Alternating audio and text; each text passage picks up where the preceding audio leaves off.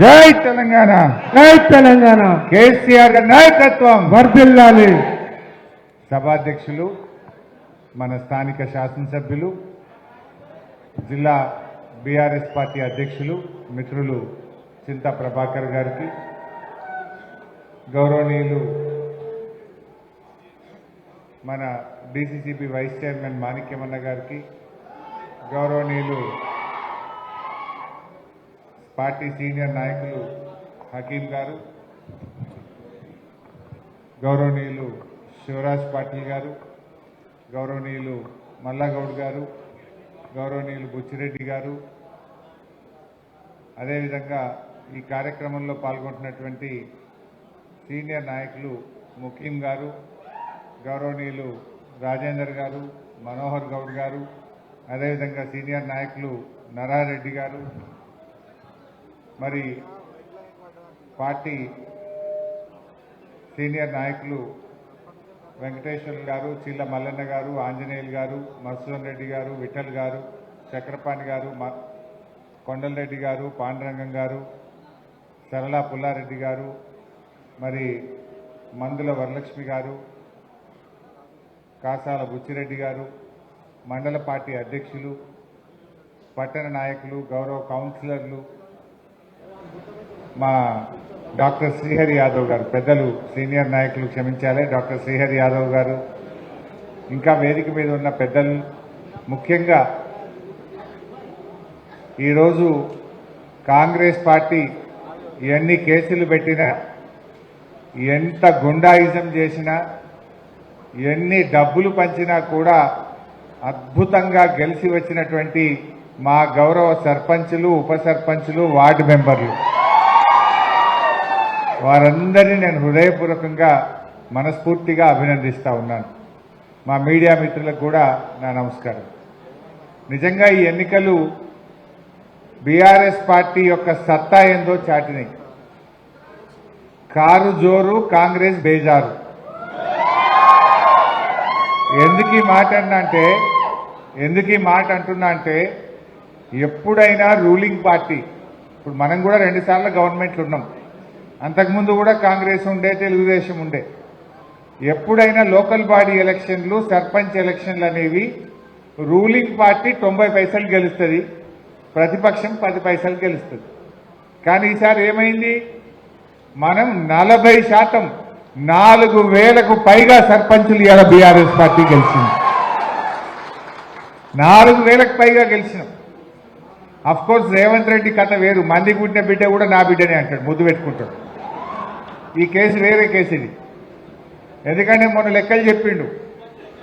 ఇప్పుడు మనము గెలిచిన సర్పంచులు కూడా ఆయన ఖాతాల్లో వేసుకున్నాడు. ఇప్పుడు సంగారెడ్డిలో మనం 34 గెలిచినాం, కానీ రేవంత్ రెడ్డి ఏమంటాడంటే సంగారెడ్డిలో మనం 25 గెలిచినాం, 29 గెలిచినాం అంటాడు. ఇళ్ళవి కూడా అల్లనే కలుపుకుంటాడు. అన్ని కాన్స్టిట్యున్సీలు అట్లనే చేసిండు.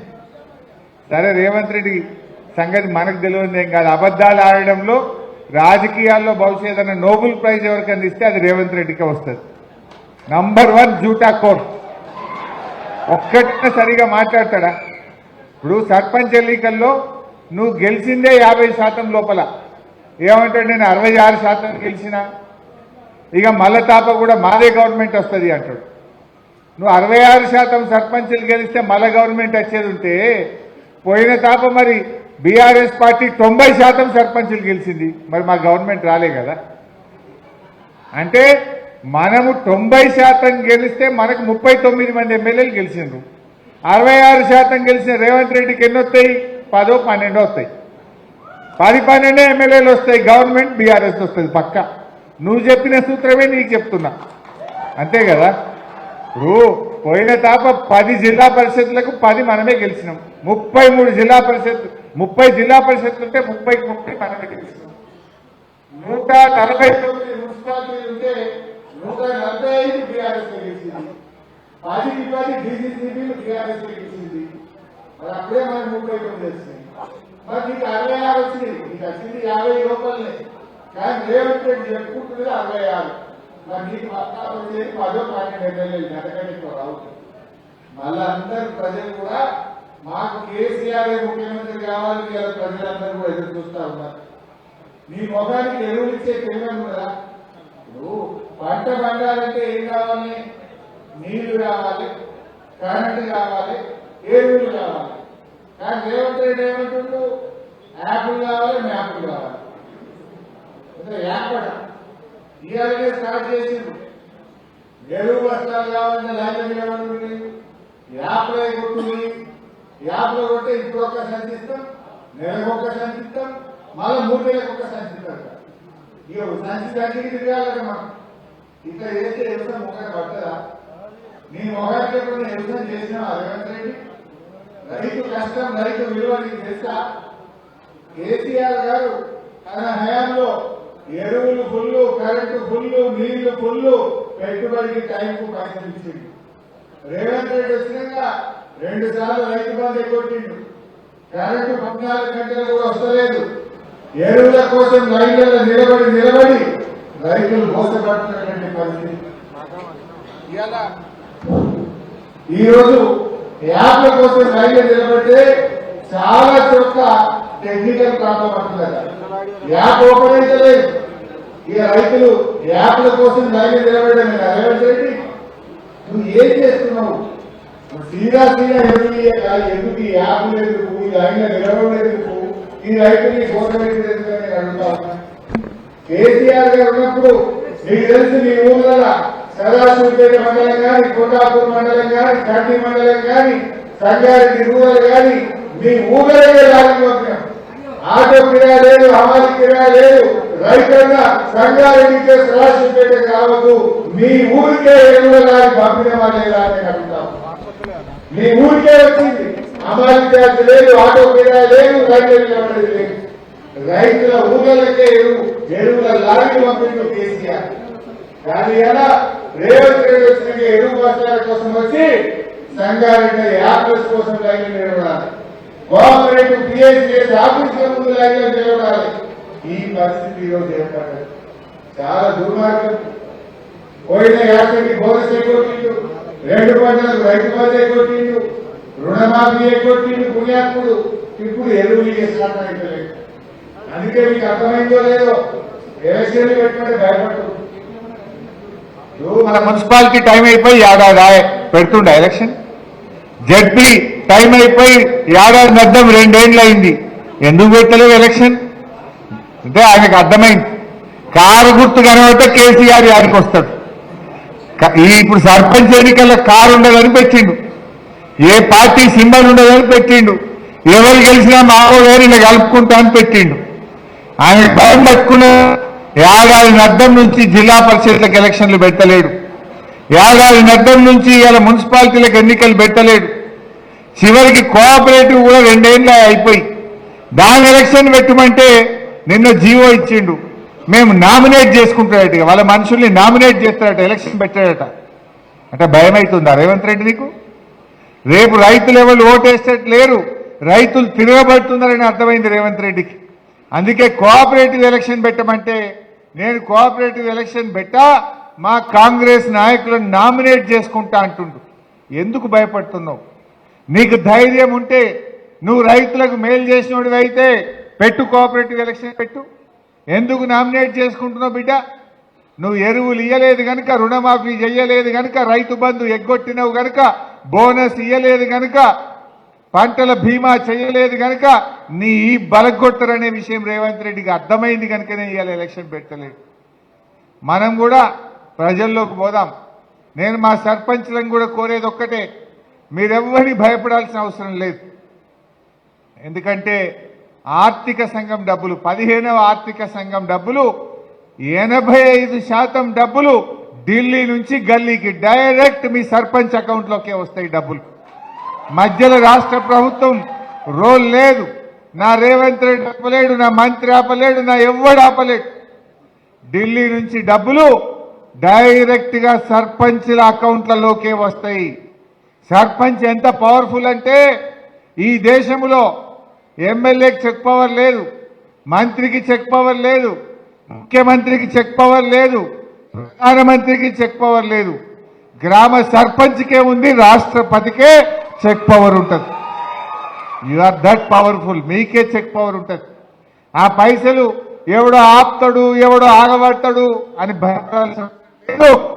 ఆర్థిక సంఘం నిధులు 85% నిధులు నేరుగా సర్పంచుల ఖాతాల్లో జమ అవుతాయి.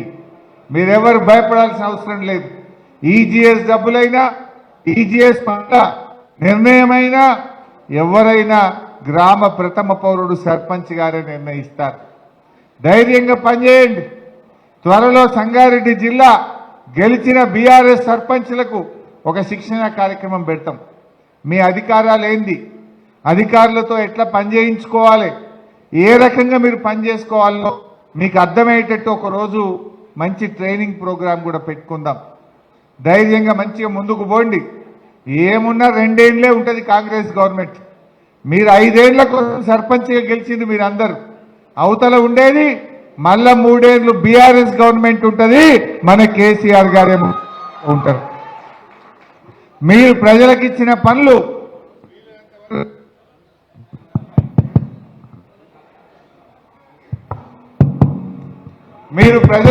పనులు వీలైనంత వరకు చేయండి, కష్టపడండి.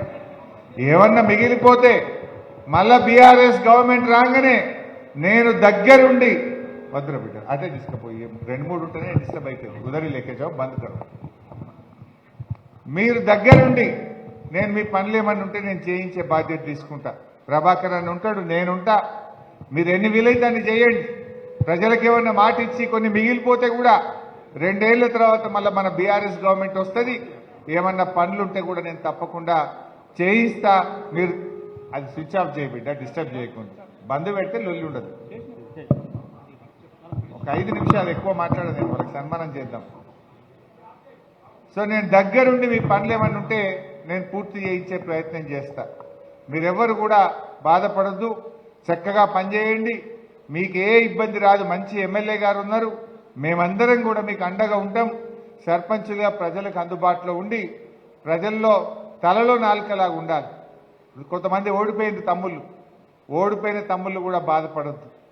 ఇప్పుడు నా దృష్టిలో అయితే ఓడిపోయిన వాళ్లకు భవిష్యత్తు ఉంటుంది, గెలిచిన వాళ్లకు బాధ్యత ఉంటుంది. ఎందుకు ఈ మాట అంటున్నా అంటే ఈ తాప గెలిచిన సర్పంచులు చూసినా నేను, పోయిన తాప ఓడిపోయిన వాళ్ళు చాలా మంది ఇప్పుడు గెలిచారు. ప్రజలకు సింపతియో పాపం అనుకున్నారో, పోయినసారి ఓడగొట్టినామనుకున్నారో, ఈ తాప చాలా మంది ఓడిపోయిన వాళ్ళు మళ్ళీ సర్పంచులు చేసింది. అంటే ఓడిపోయిన వాళ్ళకేమో భవిష్యత్తు ఉంటుంది, గెలిచిన వాళ్ళకేమో బాధ్యత ఉంటుంది. ప్రజలకు మిమ్మల్ని నమ్మి మీ మీద ఎంతో విశ్వాసంతో మిమ్మల్ని గెలిపించేది కనుక పొద్దున్న లేవంగానే ఏముంటాయి, ముఖ్యంగా శానిటేషన్, చెత్త సరిగా. ఇప్పుడు కేసీఆర్ గారు మంచిగా ట్రాక్టర్లు కొనిపెట్టిండ్రు ప్రతి గ్రామ పంచాయతీకి. రోజు చెత్త ఎత్తి శుభ్రంగా గ్రామ పంచాయతీలను ఉంచాలి. చెట్లను బాగా పెట్టండి, పెట్టిన చెట్లను కాపాడండి. వీధి దీపాలన్నీ వెలుగుతున్నాయా లేవా చూడండి. మంచినీళ్ళ నల్లా ప్రతి ఒక్కరికి వస్తుందా లేదా, ప్రతిరోజు నీళ్ళు వస్తున్నాయా లేదా చూడండి. ఒకప్పుడు సర్పంచుల కంటే నీళ్లకు పెద్ద గోసుండే, కానీ ఇప్పుడు కేసీఆర్ గారి పాలన తర్వాత మిషన్ భగీరథ కింద ఇంటింటికి మంచిగా త్రాగునీరు వస్తూ ఉంది. ప్రతి ఊరికి ట్రాక్టర్ వచ్చింది. ప్రతి ఊర్లో డంప్ యార్డ్ కట్టి పెట్టిండ్రు. వాటిని మంచిగా నిర్వహించండి. రోజుకోసేపు గ్రామ పంచాయతీలో కూర్చోండి. పర్మిషన్ల కోసం కానీ ఏదైనా పనుల కోసం వచ్చే ప్రజలకు మీరు మంచిగా సాయం చేయండి, ప్రేమతో మాట్లాడండి. మనం గెలవంగానే ఏమో అయిపోయినాం అనుకోవద్దు. మన మాట మారద్దు, మన బట్టలు మారద్దు, మనం ఏం మారద్దు. ఎదిగితే ఒదగాలంటారు. మనిషి పదవి వచ్చినప్పుడు ఇంకా ఒదగాలి, ఇంకా ఓపిక తెచ్చుకోవాలి, ఇంకా ప్రేమతో మాట్లాడాలి. నిన్నటిదాకా మనం పోయి దండం పెట్టినాం, ఓటు అడిగినాం, గెలవంగానే మారిపోతామా? గెలిచినాక కూడా కులం పెద్ద మనిషి కనబడ్డా, వయసులో పెద్దవాళ్ళు కనబడ్డా అదే మర్యాద ఇవ్వండి, నమస్కారం పెట్టండి, మంచిగా మాట్లాడండి, చిరునవ్వుతో పలకరించండి. మీకు మంచి పేరు వస్తుంది. పనులు అయినంత వరకు చేస్తాం. ఏదైనా పెండింగ్లో ఉంటే కూడా అర్థమయ్యేటట్టు కూడా వాళ్ళకి చెప్పాలి. ఇప్పుడు కాదు, ఇప్పుడు అవుతుందమ్మా, తప్పకుండా చేస్తామని చెప్పే ప్రయత్నం చేయండి. ఎమ్మెల్యే గారి దృష్టికి తీసుకురండి, మంచిగా పనులు చేసే ప్రయత్నం చేద్దాం. ఇవాళ రేవంత్ రెడ్డి ఎట్లయిపోయిందంటే అంతా దుబారా. మొన్న ఫుట్బాల్ ఆడింది చూసిరా? ఎవరి కోసమే ఫుట్బాల్ అది? ఈయన మనుమడి షోకు తీర్చుకోవడం కోసం 100 కోట్ల రూపాయలు ఖర్చు పెట్టిండు.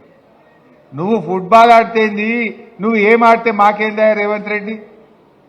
సింగరేణి కాలనీస్ 10 కోట్ల రూపాయలు తీసుకుపోయి ఫుట్బాల్ మ్యాచ్కు పెట్టిండు. గవర్నమెంట్ ఖజానాకెళ్ళి ఈయన నేర్చుకోవడానికి 5 కోట్లతో స్టేడియం కట్టుకున్నాడు ఒక్కడే. 5 కోట్లు పెట్టి ఈయన సొంతం స్టేడియం కట్టిండు గవర్నమెంట్ పైసలతో. నీ సొంతం పైసలతో కట్టుకో. గవర్నమెంట్ డబ్బులతో ఇవాళ స్టేడియం కట్టిండు రేవంత్ రెడ్డి. సిఎస్ఆర్ నిధులు 100 కోట్ల రూపాయలు ఖరాబ్ చేసిండు. అరే గా సింగరేణి 10 కోట్లుంటే ఆనాడు కేసీఆర్ ఏం చేసిండు? సింగరేణి సిఎస్ఆర్ డబ్బులను స్కూళ్లు కట్టించిండు, రోడ్లు వేపించిండు, మెడికల్ కాలేజీ పెట్టించిండు కేసీఆర్. రేవంత్ రెడ్డి ఏం చేస్తుండు? సింగరేణి డబ్బులు తీసుకుపోయి నేను నా మన్మడు ఫుట్బాల్ ఆడతాం మీరంతా చూడుండ్రి అంటాడు. నీ మన్మడు నువ్వు సొంతం పైసలతో ఆడుకో ఎవడద్దంటుండు? నువ్వు గవర్నమెంట్ సొమ్ముతోని ఫుట్బాల్ ఎట్లా ఆడతావు?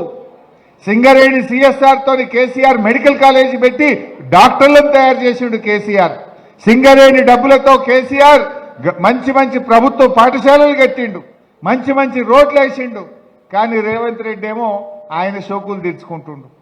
మీరు గమనించిండో లేదో, కేసీఆర్ ఏమో ప్రాజెక్టులు కట్టాలి, ఇంటింటికి నల్ల నీళ్లు ఇవ్వాలి, ప్రతి ఊర్లో డంప్ యార్డ్ కట్టాలి, ప్రతి ఊరికి ట్రాక్టర్ కొనాలి, ప్రతి మండల కేంద్రానికి డబుల్ రోడ్ వేయాలి, కొత్త జిల్లాలు చేయాలి, కొత్త మెడికల్ కాలేజీలు చేయాలని కేసీఆర్ పనిచేసిండు. రేవంత్ రెడ్డి ఏం చేస్తుండు? అందాల పోటీలు పెట్టాలి, ఫుట్బాల్ మ్యాచ్లు ఆడాలి, గ్లోబల్ సమ్మిట్లు పెట్టి షోకులు కొట్టాలి, ఢిల్లీకి హైదరాబాద్కు గాల్ల చక్కర్లు కొట్టాలి. ఇగో ఇది రేవంత్ రెడ్డి చేస్తున్నది. కేసీఆర్ ఏమో ప్రతి క్షణం నా తెలంగాణ ఎట్లా పైకి రావాలి, పోరాడి తెలంగాణ తెచ్చిన కేసీఆర్ నీళ్ల కోసం దండలాడిండు, తెలంగాణ అభివృద్ధి కోసం దండలాడిండు. ఈ అందాల పోటీలు పెట్టి 100 కోట్లు ఖర్చు పెట్టి రేవంత్ రెడ్డి ఈ అందాల పోటీలతో మనకేమైనా వచ్చిందా? అది ఎవరికన్నా? ఈ ఫుట్బాల్ మెస్సీతోని మనకేమైనా వచ్చిందా? ఈ మెస్సీ ఎవరికి కావాలి? ఈ అందాల పోటీలు ఎవరికి కావాలి?